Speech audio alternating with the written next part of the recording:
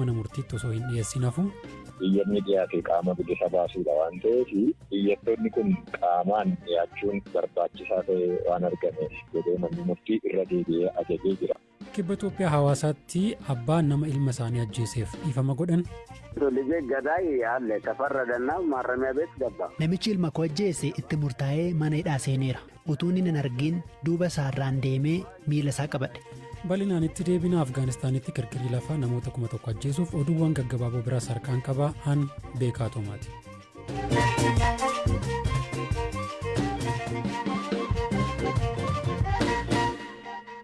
Afgaanistaan keessatti kirkira lafaan namoonni 1,000 ta'an du'anii hedduun ammoo madaa'uu qondaalli Taalibaan BBC'tti himan. Balaa bulchiinsa paaktikaa keessatti mudate kanaan lafa sigigaatee fi manneen jijjigan suuraaleen achi bahan ni mul'isu. Hirphaa gammachuu dabalee isinitti hima. Waggoota 20 keessatti kun balaa kirkira lafaa Afgaanistaan miidhasa guddaadha. Hoogganaa odeeffannoo bulchiinsa paaktikaa kan ta'an Mohammad Amin Azii fi namoonni 1,000 lubbuun isaanii darbee 1,500 immoo akka madaa'an BBC'tti himaniiru. Itti dabaluunis gartuuleen lubbuu baraarsaa ammayyuu gamoowwan jijjigan jalatti namoota awwaalamanii jiranis barbaadaa jiraachuu himaniiru. Kirkirri lafaa kun jalqaba bakka magaalaa Khost irraa kiiloomeetira 44 fagaatee jiru halkan sa'aatii 7:00 yeroo uummanni rafee jirutti qaqqabe. Taalibaan gargaarsa idil addunyaa gaafachuu isaanii UNICEF damee Kaabul irraa Sam Moort BBC'tti himaniiru.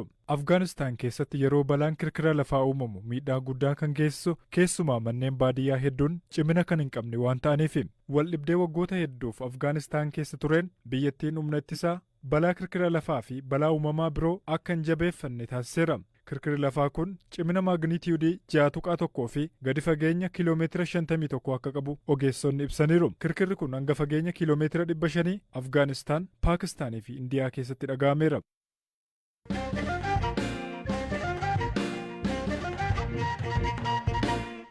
Poolisiin magaalaa Burraayyuu qondaalota olaanoo adda bilisummaa Oromoo 4 mana murtii magaalichaatti akka dhiyaatan ajajame hin dhiyeessin hafu abukaatoon isaanii himan. Qondaalonni olaanoo kunneen kan galmeen himata isaanii irraa cufamee jiru yoo ta'an iyyata qaama isaanii bilisa baasuu abukaatonni mana murtiitti dhiyeessan bu'uura godhachuun ture har'a mana murtiitti poolisiin akka dhiyeessu kan ajajame. Zalaalam Taaddasaa abukaatota isaanii keessaa tokko kan ta'an obbo Damseef Qaaduu dubbisee ture. Mikaa'el Baqqalaa, Daawwit Abdataa, Lammii Beenyaa, Gadaa Gabbichaa kan jedhaman jechuudha. Isaan kana arfaniidhaaf poolisiin akka dhiyeessu manni murtii kana jedhee ture. Mana murtii magaalaa Burraayyuu isaan jedhee ture. Haa ta'uutii garuu poolisiin hin dhiyeessine sababa dhiyeessuu hafeefis wanta ibsu hin jiru. Gara hin dhiyeessine sababa ajaja mana murtii irraa raawwachuu hafeefis wanta ibsu hin jiru. Sa'aatii 3tti ture. Haa ta'uutii garuu hanga sa'aatii 4:00 eegee dhaddachi tarii yoo rakkoon loojistikii jiraate yoo tursanii fidan beeku waan ta'eef turree eegna jennee hanga sa'aatii 4:00 dhaddachi kan eegaa ture. Waan hanga sa'aatii 4:00 eegamee waan hin dhiyeessineef manni murtii ajaja itti aanu kan inni kennu jechuudha. Iyyanni dhiyaate qaama bilisa baasuudha waan ta'eef iyyattoonni kun qaamaan dhiyaachuun barbaachisaa ta'e waan argameef jedhee manni murtii irra deebi'ee ajajee jira. Gaafa 27 ji'a 4/2014 sa'aatii 4 irratti akka dhiyeessanidha kan inni irra deebi'ee ajaje akka lakkoofsa Itoophiyaatti jechuudha. Tole himanni isaanii sadarkaa naannoo Oromiyaatti akka dhiyaataa ture quba qabna ture kanaan dura mana murtii Buraayyuutti dhiyaachuun isaanii durumayyuu himanni kan irratti baname achittidha moo maaliif? Asitti akka dhiyaatu kan godhamee fi yeroo hammaa kana warreen amma maqaa isaanii waamee iyyata isaanii kun mana murtii Buraayyuutti dhiyaate kun qajeelcha poolisii magaalaa Buraayyuutti argamu iddoo isaan jirantu achidha yeroo ammaa kana jedhameeti achi jiraachuun isaanii adda baheetudha mana murtii Buraayyuutti. Iyyanni qaama bilisa baasuudha. Iyyanni amma dhiyaate himata osoo hin taane qaama bilisa baasuu kan jedhamu habees korpes kan jedhamu kanatu dhiyaate. Sababiin isaa kanaan dura qorannoon geggeeffamee waggaree kaan himachiisu jedhamee galmeen irraa cufameera yakka tokkoyyuu hin qaban jedhamanii akkaanis yeroon beellamaatti gaafatamee yeroon beellamaas kennamee xumuramee wanti himachiisuu danda'u waan hin jirreef galmeen hundumtuu irraa cufamee jira. Namni tokko immoo yakka kamirraayyuu bilisa jedhamee yakka hin qabdu jedhamee galmeen erga irraa cufameeti sababatti mana hidhaa taa'uuf hin qabu. Jarreen kun immoo yakka tokko yoo osoo hin qabaatin to'atamanii taa'aa jiru waan ta'eef iyyata qaama bilisa baasuu jedhamu habees korpes jedhama ingiliffii isaa. Iyyata qaama bilisa baasuu namni tokko yakka malee taa'uu waan hin dandeenye jechuudha. Mana murtii magaalaa Buraayyuutti sababa dhiyaateef teessoodhaan kan qajeelcha poolisii magaalaa Buraayyuu harka jiru biyyattoonni kun kanaaf.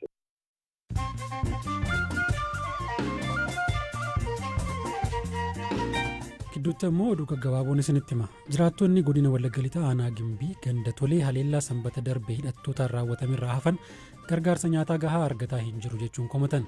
Haleellaa kanaan namoonni 300 siqan ajjeefamuu, manni jireenyaa hedduun gubachuu, qabeenyaa fi horiin isaanii jalaa saamamuu jiraattonni kunneen himaniiru. Paartiin badhaadhinaa ibsaarra baaseen tarkaanfiin seeraa kabachiisuu cimee akka itti fufu kallattii kaa'uu yoo ibsu, ABO fi KFO'n ajjeechaan raawwatame qaama walaba ta'een akka qoratamu ibsa baasaniin gaafataniiru. Itoophiyaa Injiinariing Giruup jalatti kan argamu warshaan meeshaalee qonnaa Adaamaa maallaqa uummataa birrii biliyoona 10 ol qisaasessee akka jiru biiroon Ooditara Muummicha Federaalaa hime. Hooggantuun Ooditara Muummicha Federaalaa Aadde Masarat Daamtee maallaqni kun liqaa fi galii gurgurtaa walitti qabuu keessatti qisaasame jechuun paarlaamaaf gabaasa dhiyeessan. Mucaan biliyeenara addunyaa kanaa Elon Musk maqaa fi saala jijjiirachuuf akkasumas abbaa ishee waliin hariiroo qabdu akka adda cituuf iyyannoo galfatte. Namni waggaa 18 dhiira ta'e dhalate Jaaveer Alexander Musk akka dubaraatti akka beekamuu fi maqaan isaas Vivian Jenna Wilson akka jedhamu mana murtii Los Angelesitti iyyate. Ameerikaan hamma nikootiinii sigaarawwan biyyattii keessatti gurguramanii sadarkaa gadi aanaa araada namatti hin taanetti xiqqeessuu fi White House kibxata akka beeksisetti murteen kun du'a sababa kaansarii dhufu akka malee xiqqeessuun galma bulchiinsa Baayiden gama kanaan qabatan ni milkeessa. Ilmi mootii Saawudii Arabiyaa Mohammed bin Salmaan ajjeechaa gaazexeessaa Jamaal Khashoggi booda yeroo jalqabaaf Tarkii daawwataa jiru. Jamaal Khashoggi bara 2018 imbaasii Saawudii Tarkii magaalaa Istaanbul keessa jiru keessatti ajjeefame. Ulleen gaggabaaboo isaanuma kana.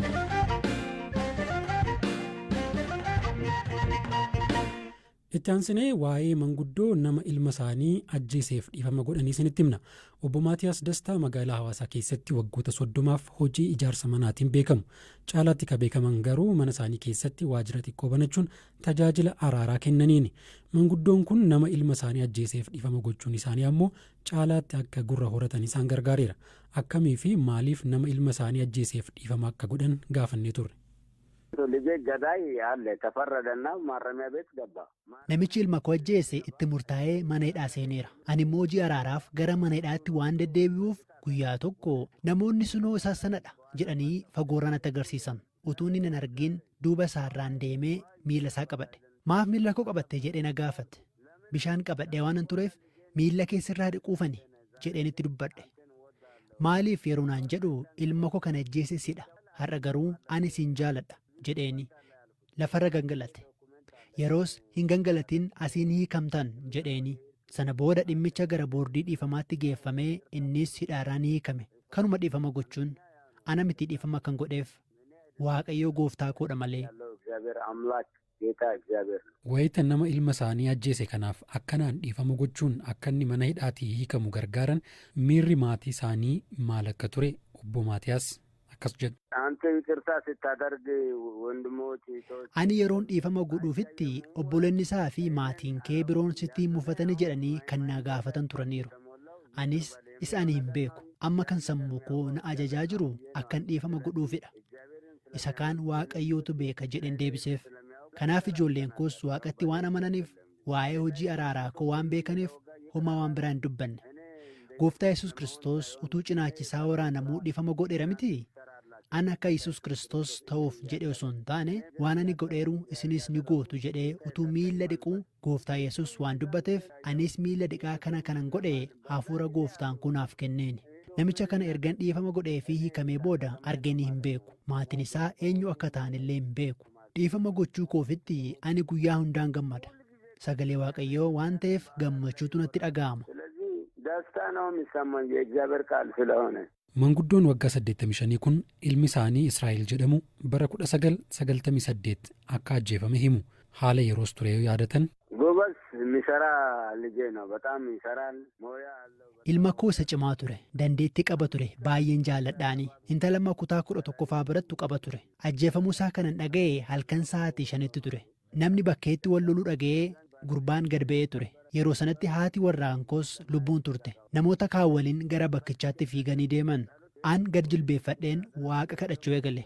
Sana booda yeroon achi ga'u poolisiin ragaa sassaabanii qorannoof gara hospitaalatti geessanii akka laalluuf nuuf eeyyaman.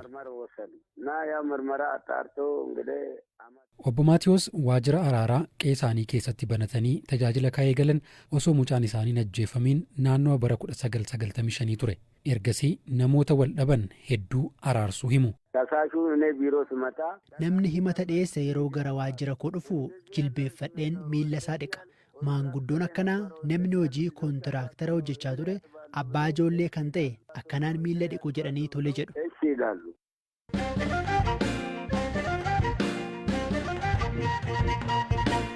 Xumura irratti walleen aadaa guyyoota muraasa dura aartist Daangaa Haayileyyesuus Qananii mata duree shillimii jedhuun weellistee aadaa dagatame baasuun fudhatama argateera. Qophii keenya kaleessaa keessatti ogeettii aadaa fi viidiyoo wallee kanaa irrattis kan hirmaatan aadde Zaaraa Duubee dubbisuun maalummaa sirbichaa isin biraan geenyee turre. Walleen kun sirna fuudhaa fi heerumaa aadaa Oromoo Arsii keessatti yeroo shamarri tokko heerumtu goshoon yookiin hiriyoonni ishii kan sirbaniif akka ta'e aadde Zaaraan nutti himanii turan. Aadaan kun wayita ammaa akkam jira? Kunuunfamee dhalootatti akka darbu wanti hojjetamaa jiru maali jedhee aadde Zaaraa gaafadheen ture. Deebiin isaanii kunooti. Laafiinsi jira. Namni amma garamitti deemaa jira? Gara ammayyummaa kanatti deebi'ee ammayyummaa kana naannessitu jira. Mana cidhaatti illee argitaniitiin jettanii akkasitti walii jechuusan hiriyyaan isiin qabdu akkasitti teessee jechuu caalaa wama kaaseessatti waraabame kanaanii caqasanii sirbuun jira. Sirba durii kana irra gara sirba ammayyaa goruunuu jira. Sirbuma ammayyaa kanaayyuu kamana shamarree heerumtuutti sirbamuu fi kamana gurbaa fuudhuutti sirbamu waliin makanii sirbuun kun jira. Kun amma sila akka seeraatitti sirbi amma ijoolleen shamarran sirban kunniin hiriyyatti sirban mana gurbaatitti sirbamu. Mana gurbaatti ka sirbamu ashwaashilatti sirbamu. Kabraatii miti ijoolleen maan sirba baaftuuyyuu ijoolleen mammaani artistoota kunniinuu isa mana gurbaatti sirbamuu fi isa mana mucayyootti sirbamu wal keessa oofanii sirbuun jira. Inni amma uumee ganama aadaa uummata Oromootitti inni mana mucaatitti sirbamu mana mucaatitti sirbamu malee mana mucaatitti sababni sirbamuuf hin jiru. Inni mana mucaatitti sirbamu ammoo mana mucaatitti wanni sirbamuuf hin jiru. Amma fakkeenyaaf obbee daamee obbiyyoo daamee daamaa aayyaa firri garmaame akka raaseen dibee mataa kee akki baasuun dhibee abbaa kee si geeggessaa manni kee eessaan mana mucayyoo kan amma fedhanii mana mucaatitti sirbuun jira kaaseetta kana bananii inni sirriin mana gurbaatitti ka sirbamuu qabu ashilaa eefoo lama ashilaan kiyyaa eegale lama ililsii jennee rabbisii kenne yoo gamaa bu'u xilaan daaqee hoo hin nyaatu harqee harki daakee hoo hin nyaatu harqee baaburaa malee hin fuudhu sanyii taajuraa malee amma isa jajaaran jechaadha. Araddaa gamaa re'een madhatte idaayyaan gallaan qe'een gammadde ililsii jennee rabbisii kenne kun amma kamana mucaatti sirbamu. Kamana mucaatti sirbamu kana ammoo as fidanii mana mucayyootitti yoo sirban hin ta'u jechaadha. Kana akka adda baafatan hubannaan laafiinsi baay'ee jira. Namni garuma ammayyaa kanatti dabuu waan jiruuf akkam goonee isa kanniin maatiin maal irratti hojjechuu akka qabu ijoollee akka hubachiisuu qabu mana barumsaa irratti amma barnoota